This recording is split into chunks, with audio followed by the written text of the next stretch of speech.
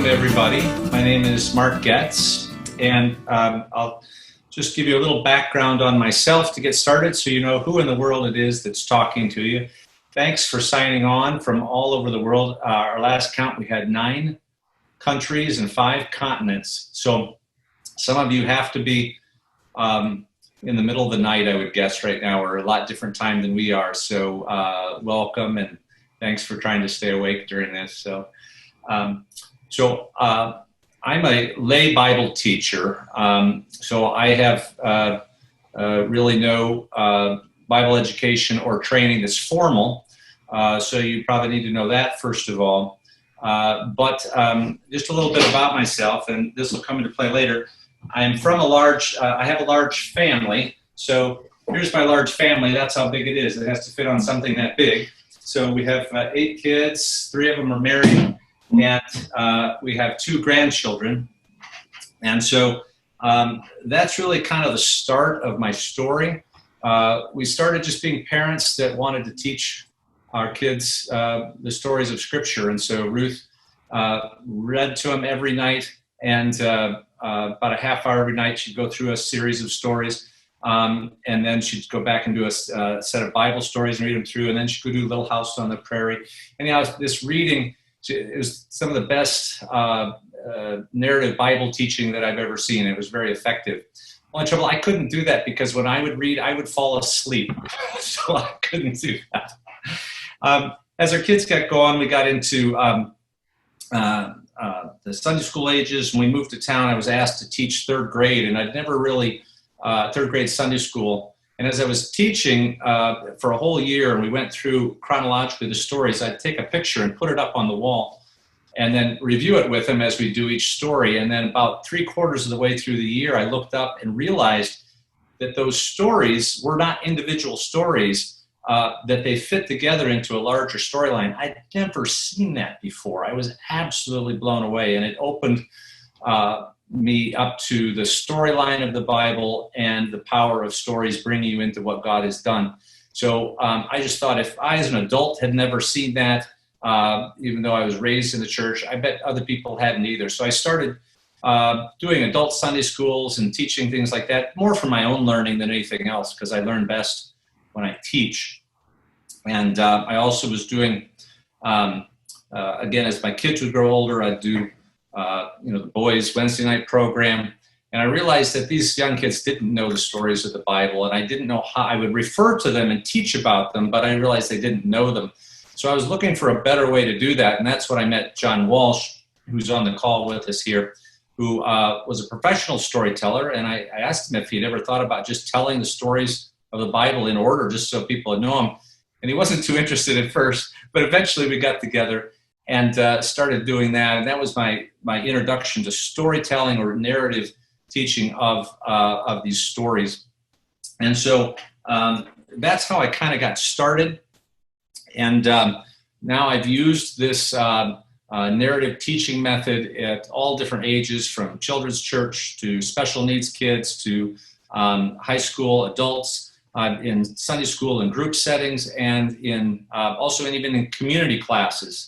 Non-church settings where the local college does community classes, and we've done that. So it's a type of teaching that I've used a lot of different places, a lot of different things. The flexibility has been good. So that's my background, just to let you know kind of where I come from. I am a physician, I'm a rheumatologist, and so I do teaching as part of my job to residents and to medical students. And so I've, in my introduction, I told you that's the story that I've even used it there now, as I'm in those settings using narrative teaching methods, because they seem to just work better. So, okay, so we're going to start with the idea of narrative Bible teaching. What is it? And so the principles of narrative Bible teaching that I wanted to share with you, I also went over in the trailer that you may have looked at, is that narrative teaching works. You know, if you've sat in a sermon and kind of watched the crowd, you can see that there's some of us older people who maybe with sleep apnea have trouble staying awake during the service. And you can kind of watch people nod as you go through the service. And if you watch them, that'll happen until the pastor gets to a story. And when he starts telling a story, they'll kind of wake up and listen. And then once the story is over and everybody kind of chuckles about the story, they'll go back down. It's hard not to pay attention to a story. And I related my example in when teaching medical students, how I lost my slides and I just decided to tell them the story of a day in the office with that particular patient group. And it went over so well, I got the teaching award for an impromptu narrative lecture, and I've gotten it every year for that lecture ever since. It's just a type of teaching that seems to connect with the people who are listening. The other principle we're going to look at is active learning being better than passive learning. Now, the Bible is mostly narrative literature, but it's full of active learning. In fact, the whole temple is an active learning exercise to learn about God. The whole setting up of the Passover is an active learning exercise. Rather than being told these principles, they live the principles, they understand them and work through them. And of course, Jesus taking the Passover and using that to illustrate in an active learning technique is the best example that I know of the persistence and effectiveness of active learning. And then, of course, biblical literature being mostly narrative literature, but even the parts that aren't set in this larger storyline. And we're going to go more into the storyline connection to narrative teaching in the final series. We're just going to take this first series and we're going to look at the steps to prepare a narrative Bible teaching lesson. So we're going to go over the two main steps in the process. The first is to analyze the passage differently than non-narrative analysis. And we're going to use narrative principles to analyze the passage differently. That's going to be the focus of today's workshop. This workshop is going to have some activities with it, but mostly this is going to be a presentation of material as a background, because the next two workshops, we're going to just be doing it. There will be very little lecture or presentation of ideas. We're just going to go through and we're going to walk through and practice doing it and look at the different utilities of that. So I am going to go over a basic introduction to preparing the lesson based on the analysis we're going to do, but we're going to spend most of our time on the analysis part that gives us the basis for the preparation. So that's where we're going to go. We're going to use this graphic to represent the analysis using narrative techniques. This is the graphic I'm going to use to represent the story, and this is the graphic I'm going to use to represent the shape of the story, the arc of the story, the high points that help us understand the narrative structure of the narrative passage. The red circle represents the narrative passage of Scripture, and the three blue circles represent the scenes within the passage. The yellow areas represent that the stories in the Bible are unique in that they are not isolated stories. They are connected to the stories before them and after them. So the stories in the Bible are more like Star Wars or Lord of the Rings or some of the other literature that is in a series of stories that fit together into a larger work. And so biblical literature is certainly like that. And so that was the aha moment I had when I was teaching the third graders, is I never realized these stories were at all connected into a larger storyline. And that makes really all the difference in teaching and understanding them. And then this narrative structure is characteristic of almost all stories, that it builds, hits little peaks, and then hits a climax, and then resolves. And so since that is built into the way the story is presented, then that framework means something, and we'll use that to gain knowledge about how to teach and present the lesson. Now, what we're going to do is we're going to take biblical literature and we're going to convert it to kind of a narrative framework in our mind. The literature itself is given to us in paragraphs. Well, instead of paragraphs, we're going to look at it in scenes. There are people in this literature. We're going to look at them as characters as part of this story. There are nouns or things in the story. We're going to look at them as almost props within the story. There are quotes. There are people narrating this. We're going to look at them as almost speech bubbles, is the way we're going to picture this to help us move from a literature-based analysis. And then finally, the verbs become actions. What we're really doing here is we're taking the written word and we're trying to be more active in converting it to almost a movie in our mind. And then later, we're going to take that movie in our mind and we're going to put it in the room and make it almost like a hologram or a three-dimensional full-size scene that we move in and in our mind in the way we think about it. So that's kind of the progression. And to kind of illustrate for you how we're going to do this, we're going to take a fairly short and simple story, very profound story from the Bible in Jesus Calms the Storm in Mark 4. Now, what we're going to do is, by the end of this time, instead of looking at the Bible passage in this way, because this is an encoded event.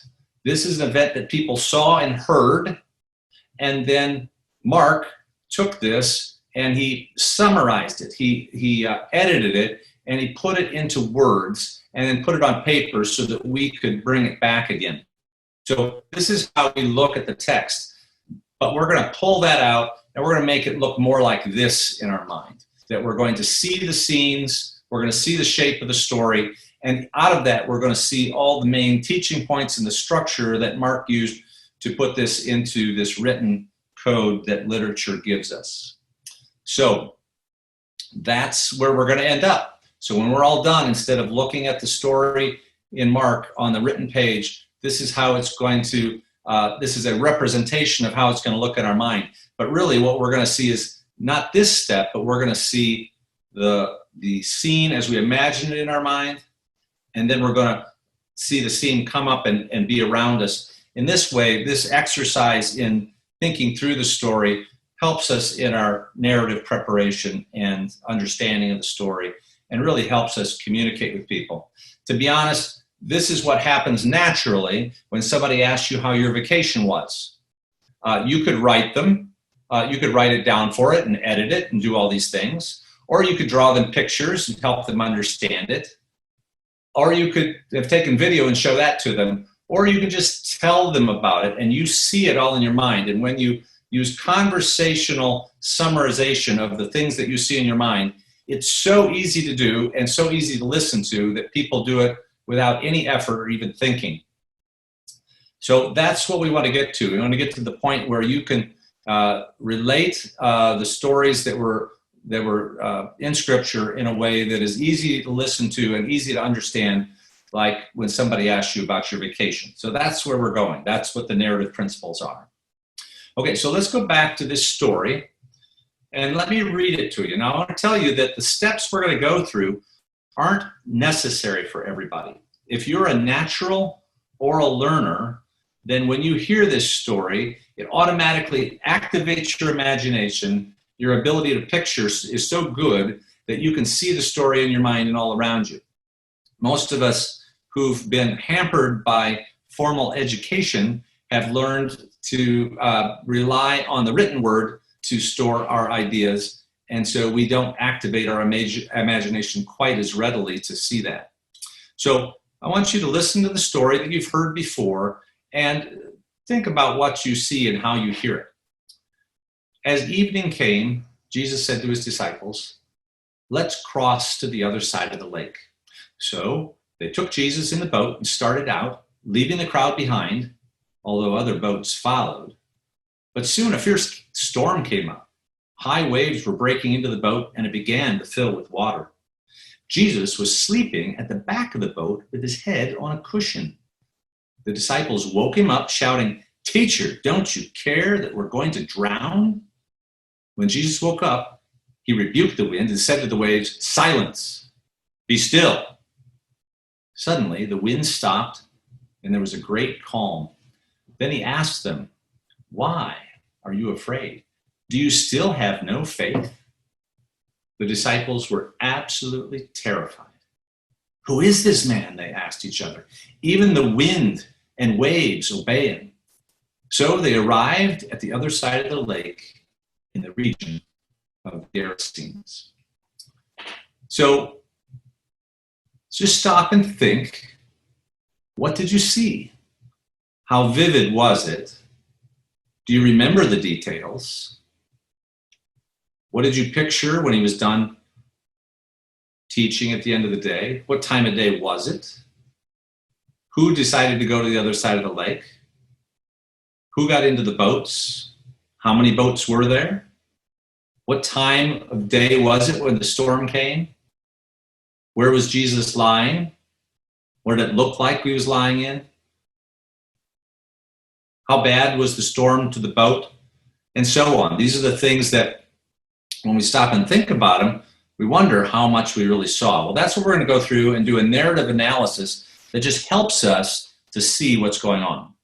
So let me walk through the process of narrative analysis of a biblical passage with you, and I'll kind of show you how to do this. Now, I have to tell you, when John was teaching me this, he thought he didn't understand why I was doing all these steps, because John naturally sees everything in his head. It all happens automatically.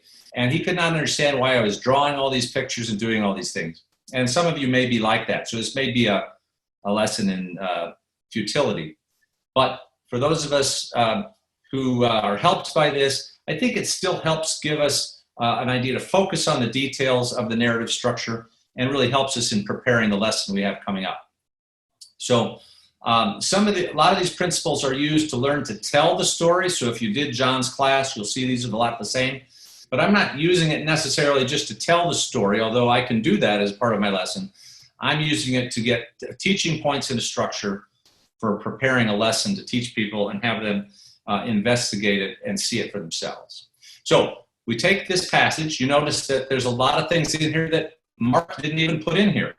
The name Jesus calms the storm was not in Mark's literature. None of these verse markings were. So I'm going to magically get rid of them. If I just take my hand and go like this, they all just go away. So here we have just the text of Mark 4. Now the next thing I'm going to do is divide this into scenes. Again, the Bible, the way it's written, often doesn't help a lot with paragraph development. Sometimes they do that.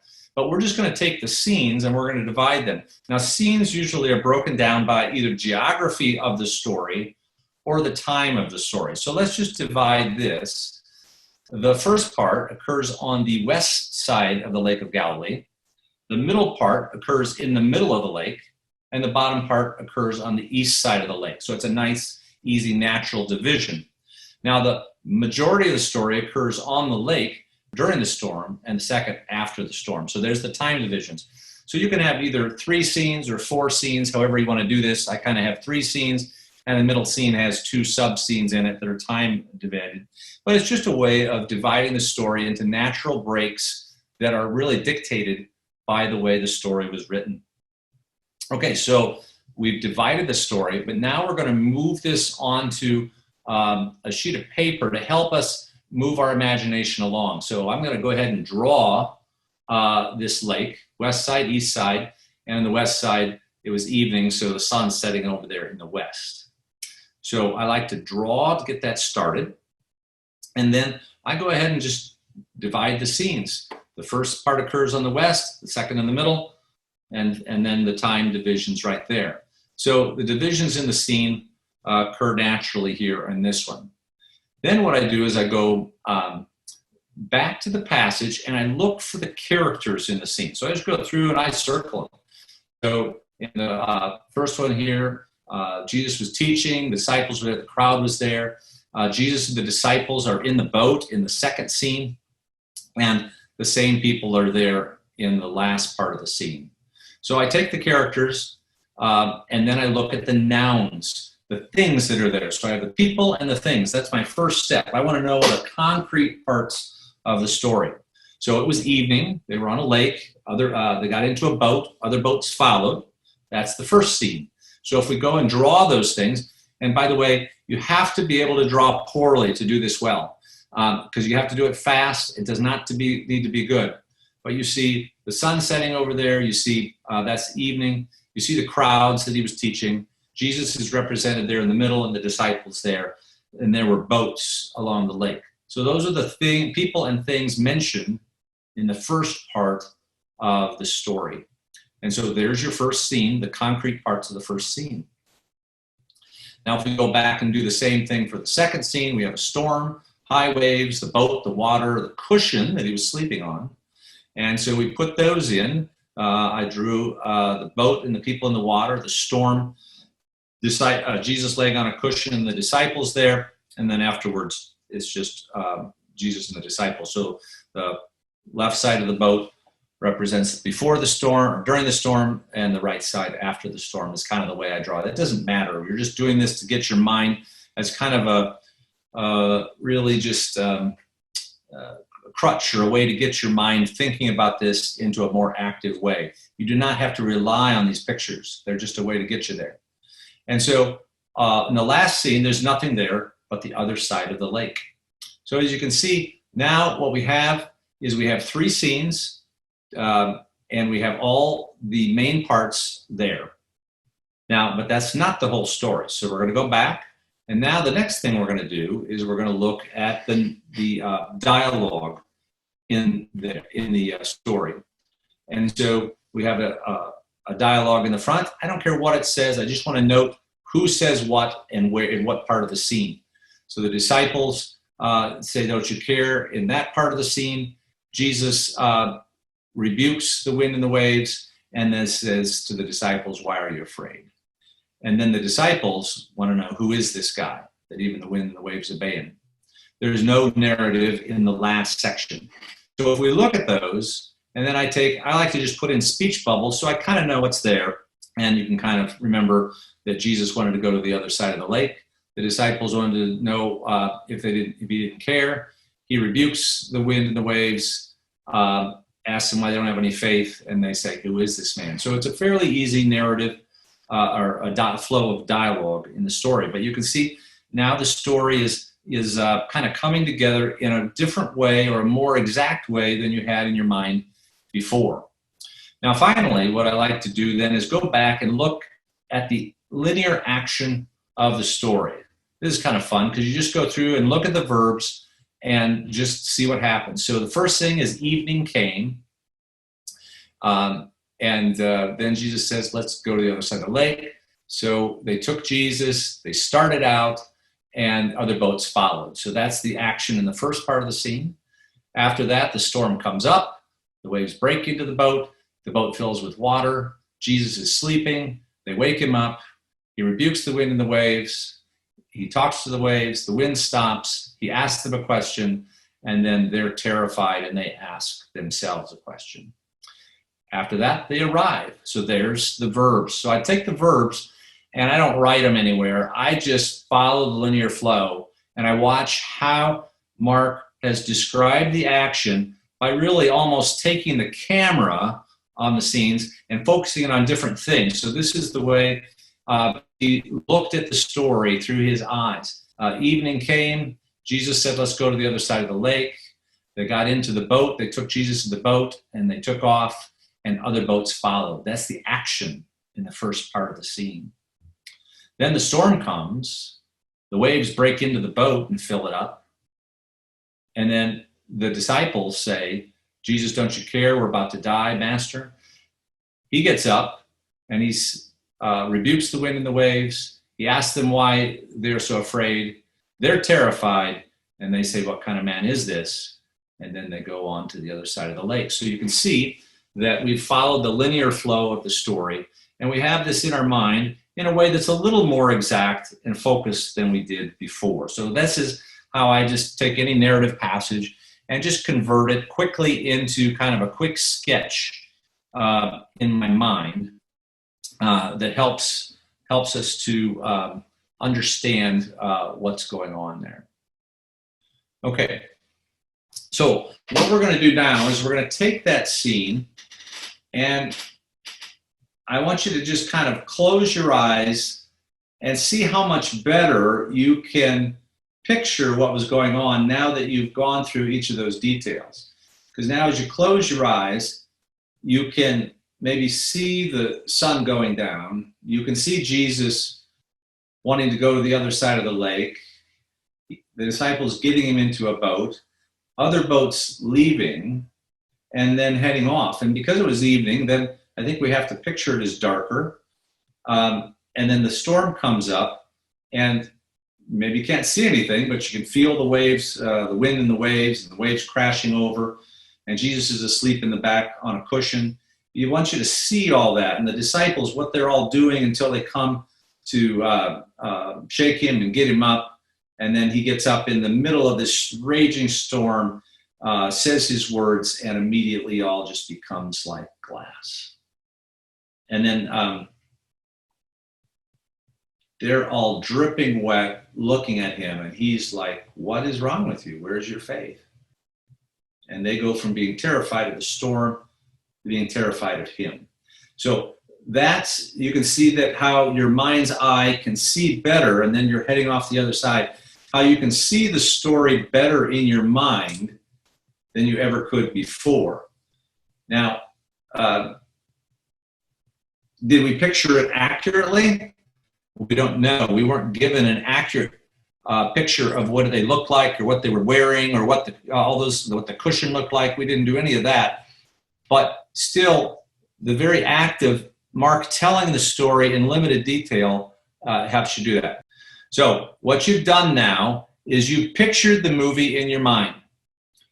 Now, I am going to put you in the director's chair, because what the directors do is they take the story as they have pictured it in their mind, and they put it into the room. The directors are the ones that say, let's stage it here. This is going to be our Sea of Galilee. I want to put you guys over here. I want to do that. And so this next step works so much better when I have you in the room, but we're going to make you do it anyhow, just to get the feel of it. And so what I want you to do is I want you to stand up in your place here, and because I want you to, and I'm going to have to tilt up so I can see me here, just stand up in the room, and what I'd like you to do is I'd like you to decide what's in your mind. I want you to see it in front of you in 3 dimensions. And so as I'm doing this story, and you can perhaps see me, then we're going to put the west side of the lake over here, and I'm going to put the east side of the lake over here. And so in the middle of the room is going to be the lake. And so what I want you to do is just take a step over to this side, and I want you to look over there and see the sun setting. I want you to look over there as if it's there, and imagine what it looks like. And then I want you to see the crowd. Look where the crowd is. You see Jesus and the disciples, and you can picture them here you're in between them. And then you see Jesus pointing to the other side of the lake. And then they're going to get a boat up here, and you're going to have to figure out as director how many boats are going to go with him. But as Jesus gets into the boat, he's exhausted, and he goes and lays on a cushion. And you've got to decide what the cushion looks like, because you're the director. You have to decide those things. Now, this is not crucial to interpretation, but it's essential for helping you to remember the story. And then how many boats head off. And then if we went through this whole exercise as we learned to tell the story, we would go through and act all this out, not act it out. We would visualize what's around us. And sometimes acting out can be part of our teaching lesson. But what we're doing right now is what we do ourselves to learn the story, and then we'll end up on that side. But that'll also help us to relate the narrative structure of the story to others. So because we're all in such small places, I'll sit you back down. But I did want you to get a feel for actually standing up and making that picture that was in your mind be in the room. Now, is that an essential step? I guess you don't have to do it, but it's such a helpful step. If you'll do that as a part of your analysis of a passage, if you can take a passage and put it on paper to get you started. If you can then close your eyes and see it in your mind as a movie. And then if you can stand up in the room and make it a three-dimensional hologram, then you'll find that you're activating different parts of your brain that never would have happened by sitting down and reading it. And so I want to encourage you, as even just a part of your devotional life when you read a passage, to do as much of that. Now, you don't always have to stand up. I like to get up and move because the kinesthetics of it activate my imagination and my brain and help me remember better. And you'll find that a lot of people that do a lot of storytelling, a lot of times will do that. And I think, and John does a whole session on what's called walk and tell, where that particular mechanism is important. But I'm doing that as a way to get us to the next stage, that analyzing the analysis. So once we have the story in our mind, now we're going to get it to the point where we're going to look at the structure of the story from which our teaching points will derive. So that first part is getting it into your mind in a way that it's really never been there before. That's a narrative analysis of the story itself, the different components of the story. And now we're going to analyze the story in its structure, and we're going to trace the narrative arc. So we've looked at the whole story, its scenes. This time we're not going to look at how it connects to other stories, but we'll do that in another lesson.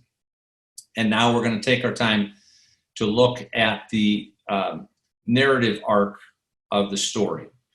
Every story has peaks that build to a climax and then head back down. In this story, since it was written in a way that it has a climax to it, what would you say is the climax of this story? In fact, I think what I'd like to do now, since we have so many people, let's try let's go back to the chat and have you type in what you think the climax of the story is, because not everybody chooses the same climax for the story. I like that. We have the moment the disciples realized they were going to lose the boat. We have Jesus calming the storm with peace be still. Another one says, why do you not have any faith? And so a couple of people have that. Some people have completely calm, the part of where it becomes completely calm.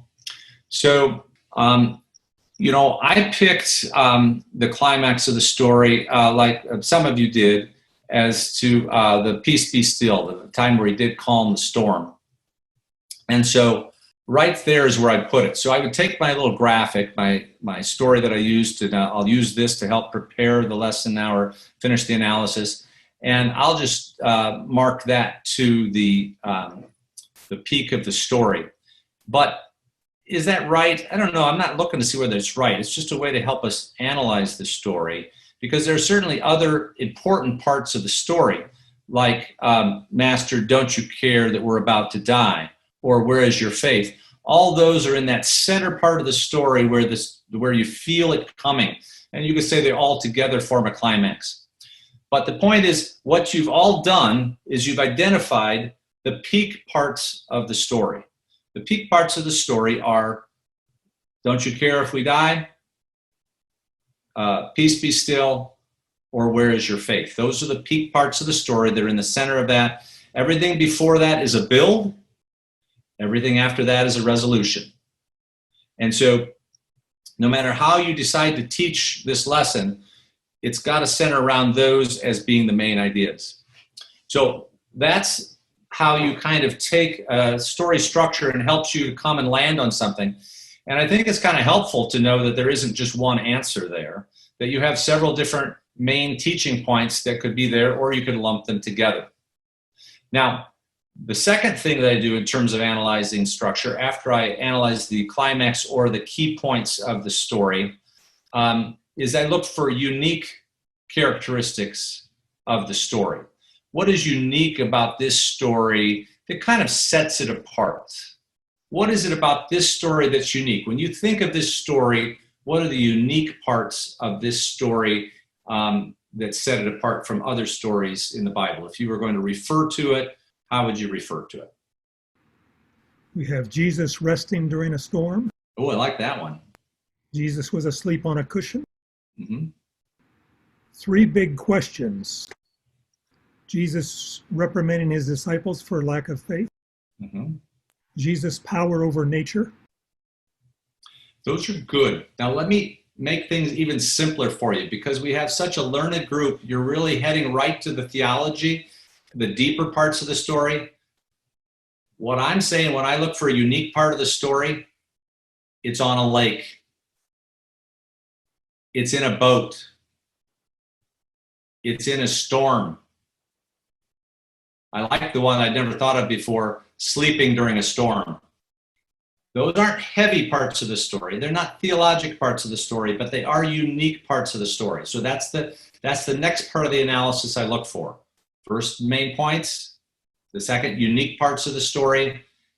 So this story is built around descriptions of settings that are unique parts of the story, just in terms of the physicality of it. In a boat, on a storm, on a lake, and he was asleep on a cushion. I think those are unique because those are what things we're going to use to get into the story in a lighter way. So I just put down storm, boat, lake, those kind of things. And now we're going to do the third part of the analysis of the structure of the story, and we're going to look at the perspectives of the characters. Now, when you go through this is real easy because you can just look at your picture. Think about this story. It's told in third person, but there were people at this story, and it's always interesting from a narrative standpoint to think about the perspectives of each person in each part of this story.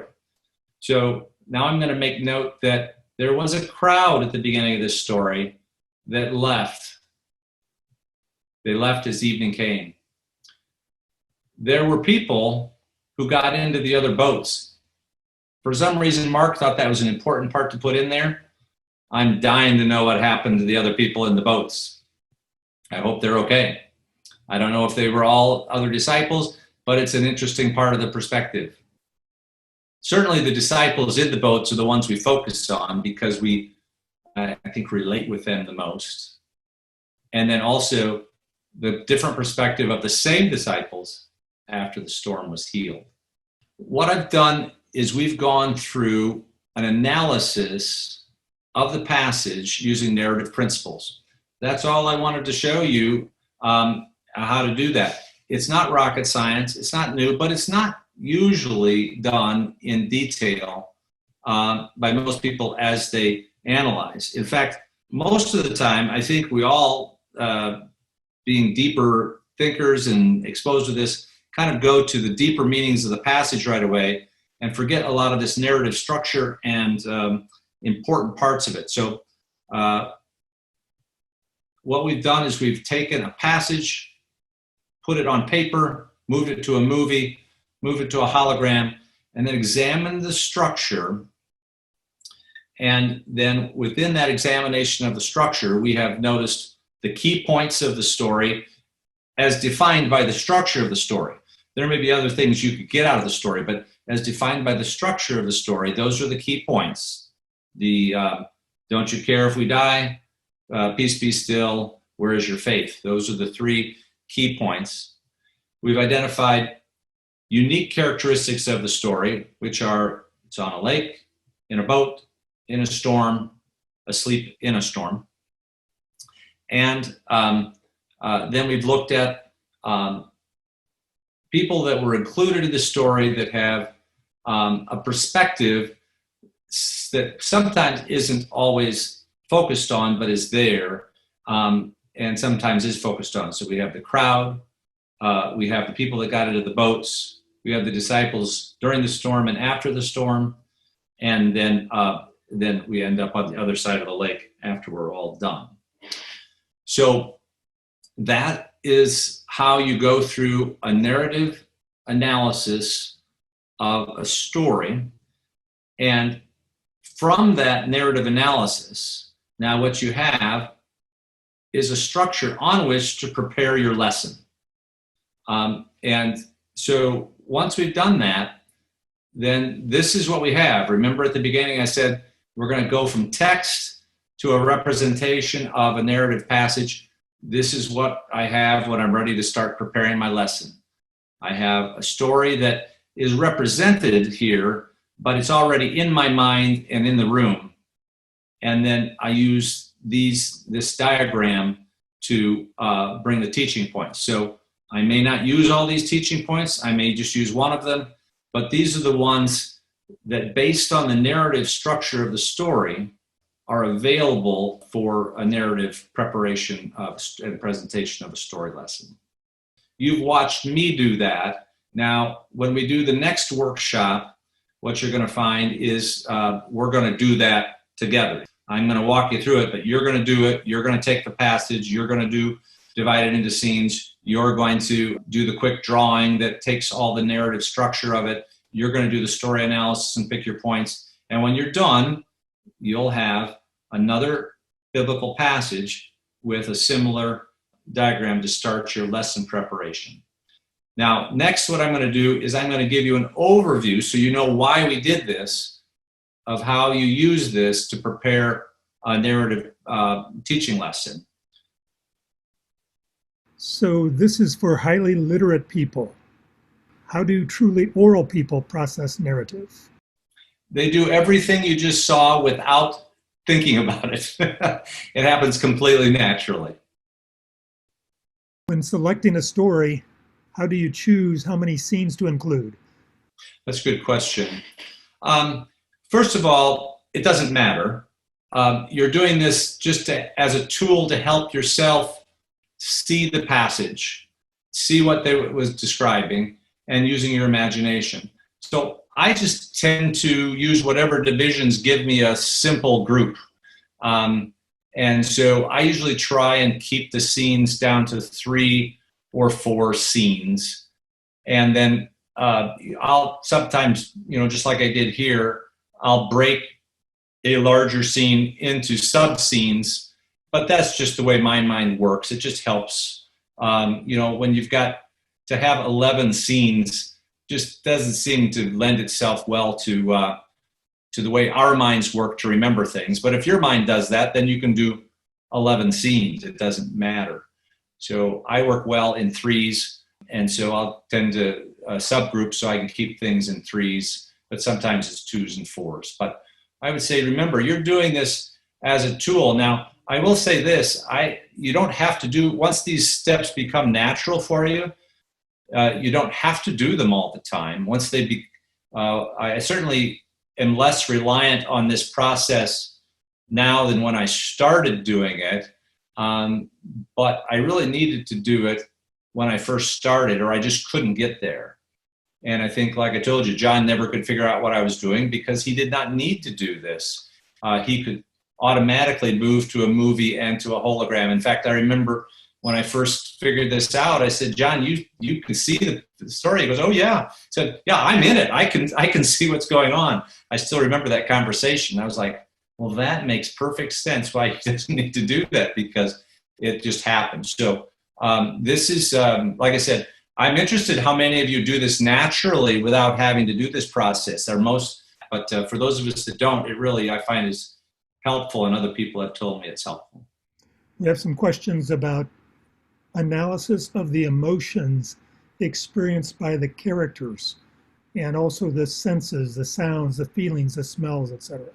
Yes.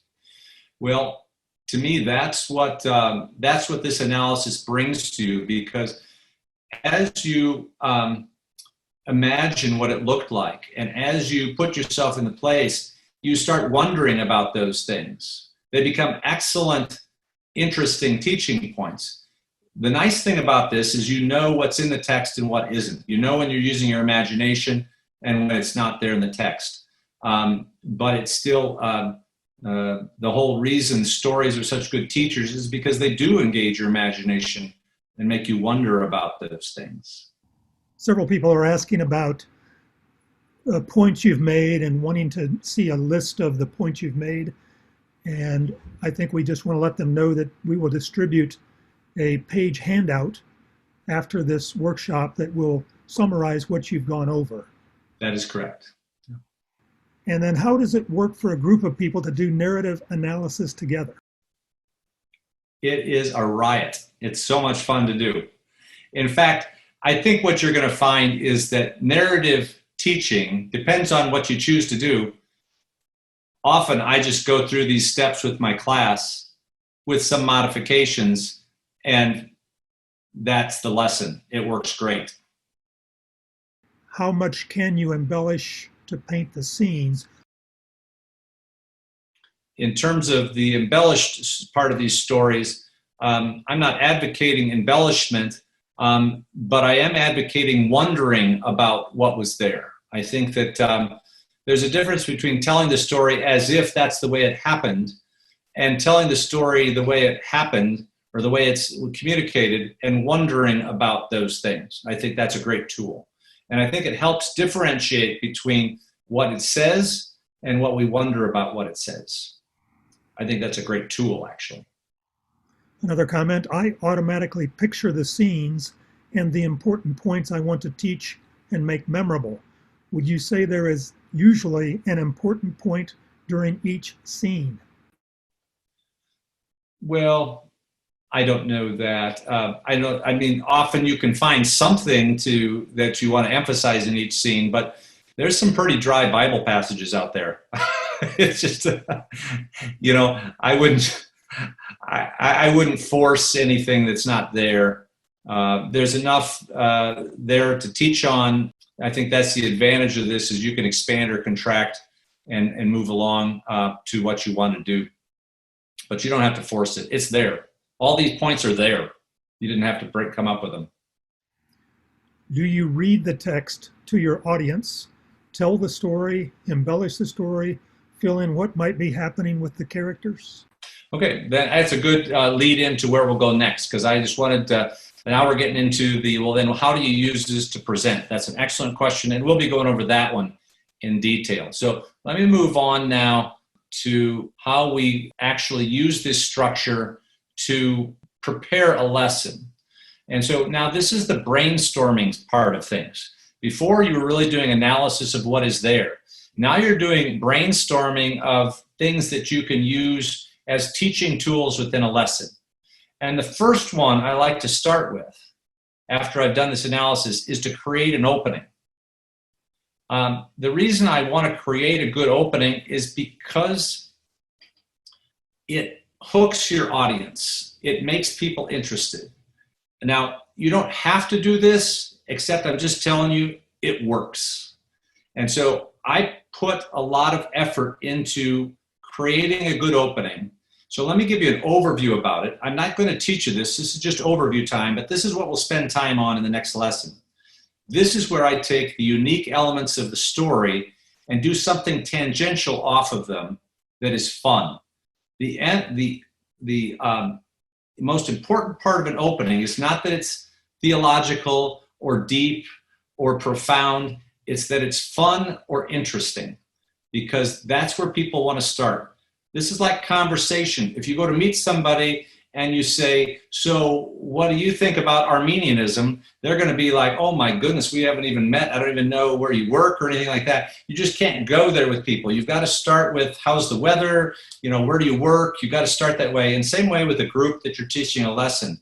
They're waiting to see what happens. There's a rare group that wants to dive into the deeper questions right away. But they want to feel comfortable and they want to work together as a group. So you're trying to create a social atmosphere. So this is where I use the idea of those unique characteristics of the story. So the lake, the storm, a boat. So depending on your group, examples of what I do for openings or have used in the past is I'll think of a story that occurred to me while I was on a boat in a storm. I once got lost up in Boundary Waters in a storm and lightning hit in front of us. We had to get off the lake. And I mean, that's a great story. And I can start with that story. But before I tell my story, I'll say, have you anybody ever been on a lake in a storm? And you can just see them thinking, and nobody wants to say right away. Then I start telling my story, and then they all want to tell their story. And sometimes you have to rein that in because it takes too long. Another thing I've done is do just quiz games. Like I've done a quiz game different parts of a song that occurs in Sound of Music, and then we go there and remember that the song in Sound of Music occurred when they were in the middle of a storm, and what do they do when they're afraid in a storm. So I do a lot of games, quick games, fun games, or opening stories that are interesting, and they don't have to have anything to do with the deep theological nature of the story, but it really helps if they're interesting and fun. I remember I was in a Sunday school class once that was next to another class that was divided by those kind of artificial dividers, so they weren't real thick. And we were doing a very interesting class, but it was Old Testament, it was heavy literature.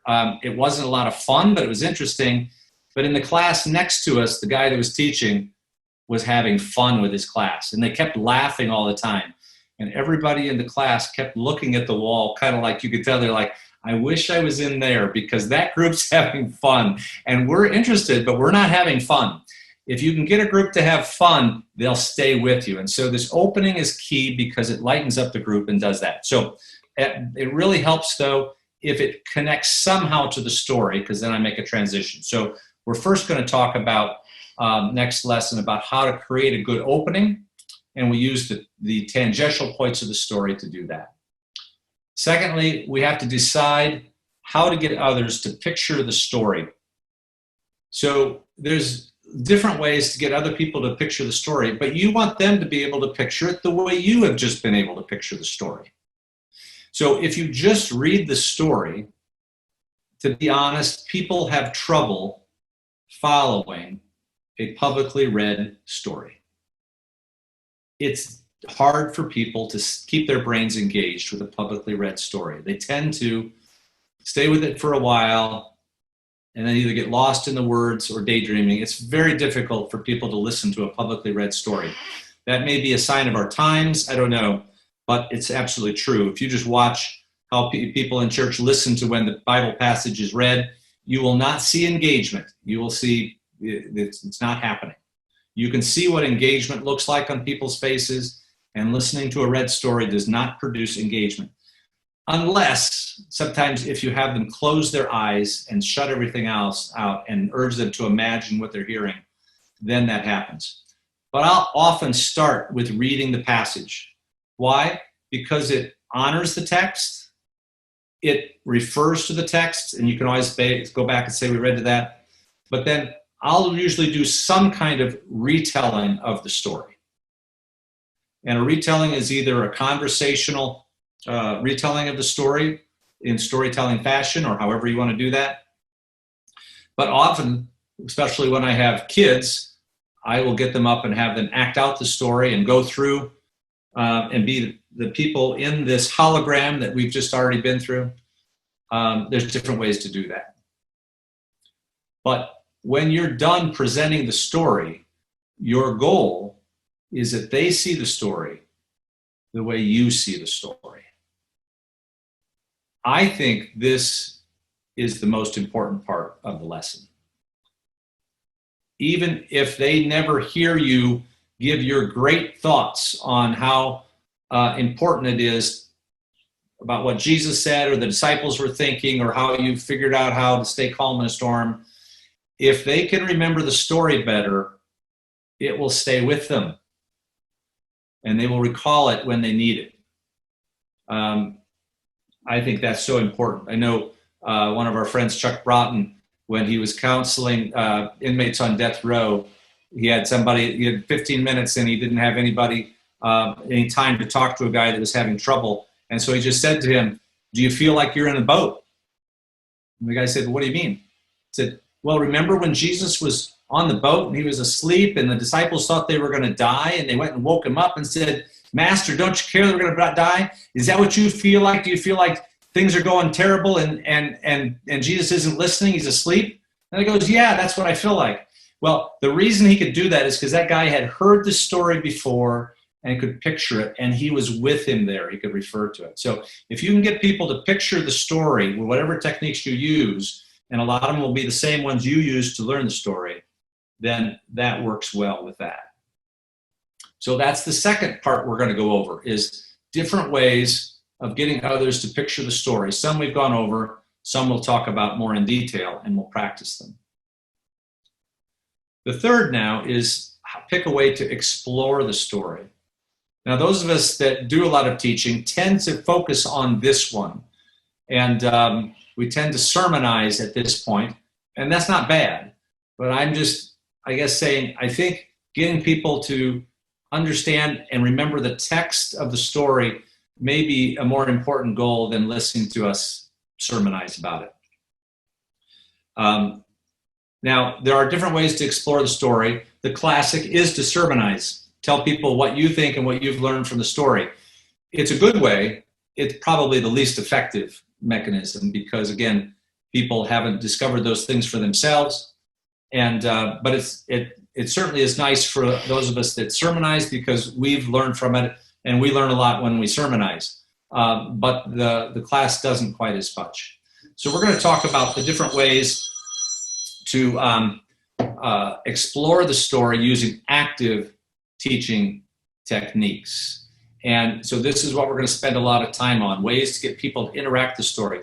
The most common and most frequently used good active learning technique is discussion, good questions leading to good discussion. And we're going to talk about how to move from concrete questions to what do you think questions, like what did the cushion look like? Where was Jesus exactly sleeping if he was in the back of the boat? There's different ways to get people thinking, but then we're going to move to those big application questions that move on. So discussion questions are one of those, and I'll refer to Phyllis's exercises and workshops that are coming later on a further way of exploring the story using discussion and active learning techniques. Sermons, good questions and discussion, and then we'll also talk about even more active learning techniques where people create off the story, either creating a poem or a song, creating artwork off the story. When you create off the story, you see it in a completely different way. So we're going to talk about that. Finally, we're going to talk about how to craft a summary for the story. And so this is a technique that, again, you want to have a way to do it yourself, but it's even better when you use other people's thoughts of what they've gotten from the story and weave them together into a summary, or find another way to do that. So this is the outline of what we're going to do next week. We're going to take a story and actually we're going to do two stories. We're going to take this story and practice on it real quick, and then we're going to take a whole different story and we're going to go through all these steps and work together to practice how to do some of these things and work through some of those questions that you had. That is a conclusion of what I wanted to present to you in this workshop. I hope now you do understand better what narrative Bible teaching is and what it isn't, that you have an idea of whether this will be something that can be useful for you to use in your ministry. I'll take any questions for as long as you want to ask questions and have a discussion. Thank you. Basic books to recommend. The follow-up email will also refer to at least one Bible telling resource, and there are many others. So what I use here is I use John's All the Stories of the Bible. I find is a great place to start, just in terms of dividing the stories. So that's on the Bible Telling website. And then I referred to Phyllis's book on QAR. But I didn't go into that this time, so that's more for next time. All right, it says, how natural is it for people to have questions in their minds while they are hearing a story? Is that natural or something else? I think it's completely natural. I think that's the reason stories are so powerful. I think that's why Jesus used stories, because it activates your learning mechanisms. The question is, do you read the text to your audience? I often do. I often tell the story. I don't usually embellish the story. I find that that's just not where I'm going, but certain people will do that. I think it's fair as long as you tell the people what you're doing and why you're doing it. And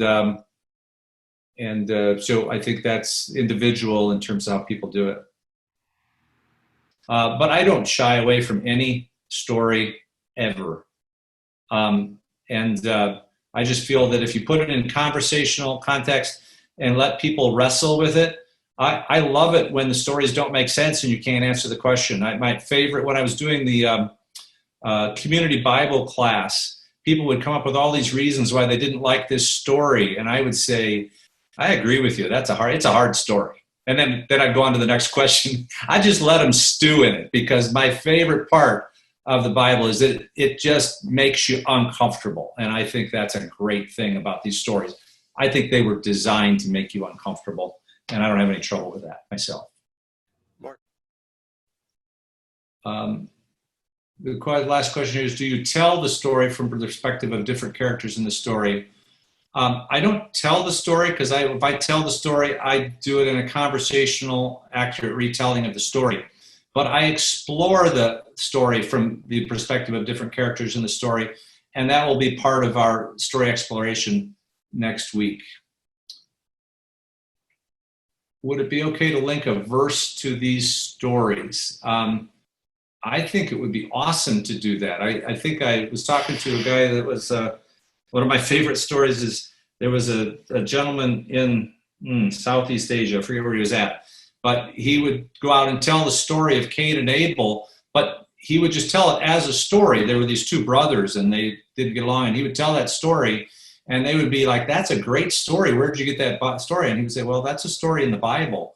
So he would tell the stories with less detail to make them, but tell them accurately.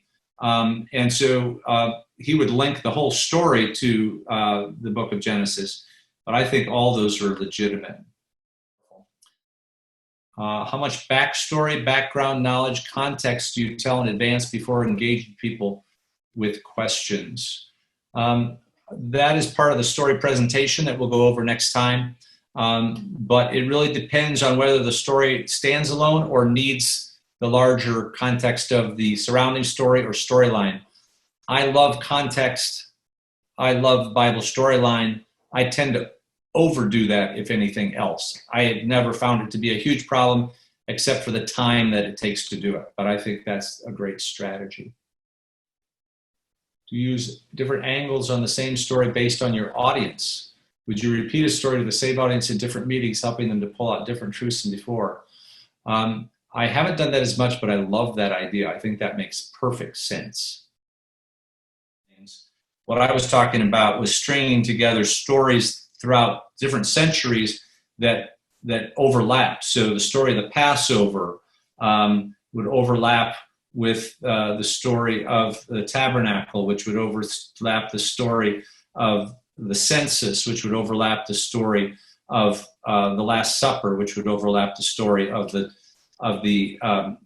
temple curtain being torn at the death of Jesus. Those are all overlapping stories by theme. So those are the different ways that I do that. I don't know if that answers, Shaji, what you were looking for. Sure.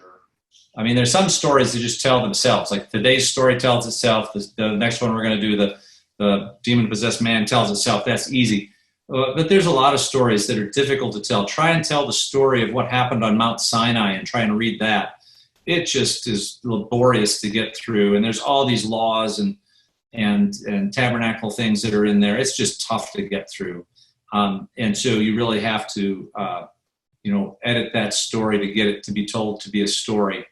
And so it's just tougher literature. It's just hard literature unless you approach it well. So, Amen.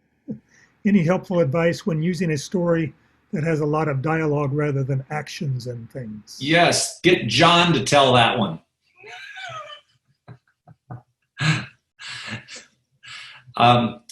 You're just getting into harder stories. And I think what you're noticing here is that I use storytelling techniques for other purposes. And I use storytelling in places where it really is helpful. But I am not primarily a storyteller. That's what's different about my approach, I think, than some of my other colleagues. That's not bad or good. That's just who I am. John and Phyllis, they were professional storytellers. They're bringing that to the table. They should, that's awesome. I've learned from them but I came in as a teacher and I'm leading these tools away from them and using them. And so I think when you're talking about harder stories, then what you want to do is you want to take John's class and Don's class on from professional storytellers on how to do dialogue. There are ways to do things, to do those kind of stories, but there's no doubt they're just harder to do. But John has some good techniques, and Don does as well. And those workshops aren't currently available on our calendar yet, specifically addressing how to do lists and dialogue. But John, I think we've got those planned, and you and Don Falcos will be scheduling those workshops in the weeks and months to come. Thank you, Roger. Appreciate all your work. You've done great. Bye, everybody.